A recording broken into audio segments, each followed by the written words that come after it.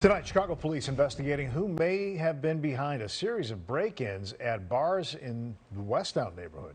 WGN's Dana Revick joins us from the 12th Police District with more. Dana? Well, all of these break-ins happened at bars in Westtown and on the near west side very early Tuesday morning. Some of those incidents captured on the bar surveillance cameras. Around 3:40 a.m. Tuesday, surveillance video at the Cobra Lounge in the 200 block of North Ashland shows a man in a hoodie wearing a mask throw a brick through the window of a rear patio door, then holding a flashlight moving behind the bar. The offender breaks into the point of sale system and steals 2 cash drawers, collecting those items and walking out. It's the second break-in at the Cobra Lounge this month. We got a call from the alarm company at about 4 a.m. saying the motion sensor is going off. Not far from here in the 1300 block of West Erie, the owner of the Noble Irishman pub says an offender smashed a front window with a brick around 4:10 a.m.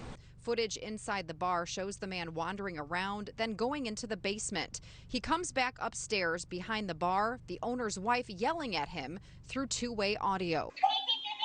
The offender then ran, leaving without taking anything. In 20 years, it's the 4th time that this bar has been broken into, but 3 of those break-ins have happened in the last year and a half. The owner thinks this recent criminal could be a repeat offender. When we were watching the camera, we saw one guy in here, but he was on his phone talking, so we had a guy outside spotting for him.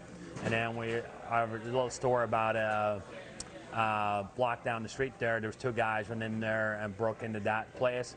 It looked like he's wearing the same North Face jacket there, and that was on April 14th. About 20 minutes after the break-in at the Irish Nobleman, Tuman's Tap and Grill was hit. The bar in the 2100 block of West Chicago broken into around 4:30 a.m. The owners impacted paying to clean and board up and replace broken windows. One feels the loss of his expanded outdoor sidewalk patio post-COVID could contribute to this spike in crime. We're a neighborhood community bar here in the middle of this neighborhood, and people feel safer when we're here and it's lit up a lot. So now with the patio gone, it's really dark out there.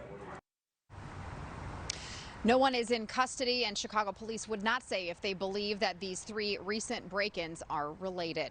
Live at the 12th District, Dana Revick, WGN News.